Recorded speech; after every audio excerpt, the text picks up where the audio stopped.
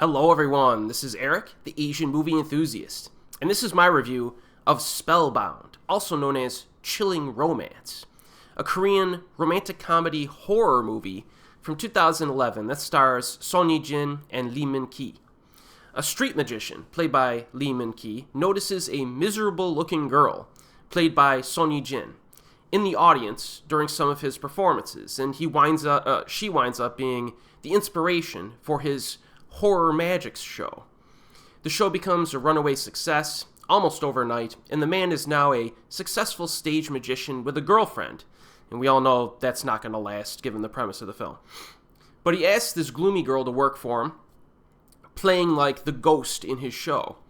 Forward to almost a year later, there's a darkness inside of her, something her colleagues sense, and it keeps her from truly connecting with all of them as a team. So we quickly learn that this woman, Son Ye-jin's character, had a traumatic bus accident as a teenager, and she's now haunted by an evil spirit that's related to that event. So she's also receptive to seeing other spirits. She could see ghosts. Now, much of Spellbound shows the interaction between our two leads, who spend time together doing various things, like dealing with evil spirits and assessing the woman's blind dates, basically. Now, from what I'm describing, Spellbound seems like it's a fairly conventional romantic comedy and a fairly conventional ghost movie. And that's basically what we have here, all right? But the combination of those two genres into the same film kind of helps to make it a fun watch. If you separated the rom-com stuff from the horror stuff into two separate movies, it would simply be okay. Both movies would be okay. The romance is kind of cliche, the horror kind of cliche, but together with a healthy infusion of comedy, it's pretty entertaining. Now, as an example, like The Ghost is more concerned with doing psychological harm to Son Ye-jin's character by scaring away her love interest when she goes out on dates.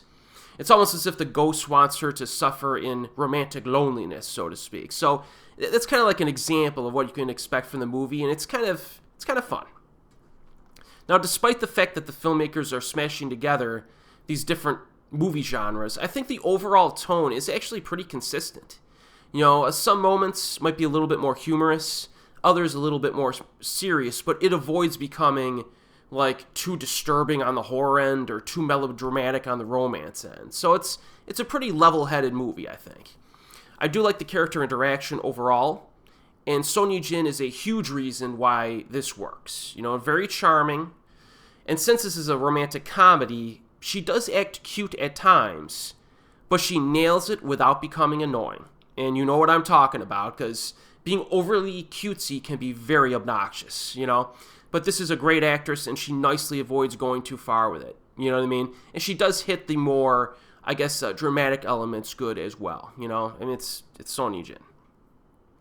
Lee Min-ki does well, playing off of her, and the supporting cast is likable. I do like the character interaction, in terms of the magician shows. There's some little spooky moments and effective chemistry between everyone. Like the magic troupe of people, you kind of like them. They're a likable group of people, and as well as our leading lady's friends as well. She has a few friends on the side. Now, these magic shows probably would not be doable in real life. They're unrealistic, but they're interesting, Now, in terms of horror, it's not a scary movie. There are some cliches present. As I said, it's pretty conventional. You get genre expectations. You get Japanese-style onryo ghosts. Yes, they do show up here. You can even draw direct references to specific horror films from the 90s and 2000s. But, again, it's the mix of genres that add a little bit of spice, and it partially compensates for those familiarities. Although, if I were to be overly critical, I would say that the horror element it kind of disappears for little chunks of time throughout the runtime, instead of being the main focus of the film, so that when it pops up again, it just kind of shows up. I would have preferred maybe a slightly greater focus on the horror component. It could have been, they could have infused a little bit more nuance and creativity into it, made it more of an interesting story on its own, instead of just supplementing everything. And also the resolution seemed a bit easy. But, again, I would say overall, I do enjoy Spellbound. The individual components are nothing great, but with the exception of perhaps Son Ye-jin, but it's greater than the sum of its parts.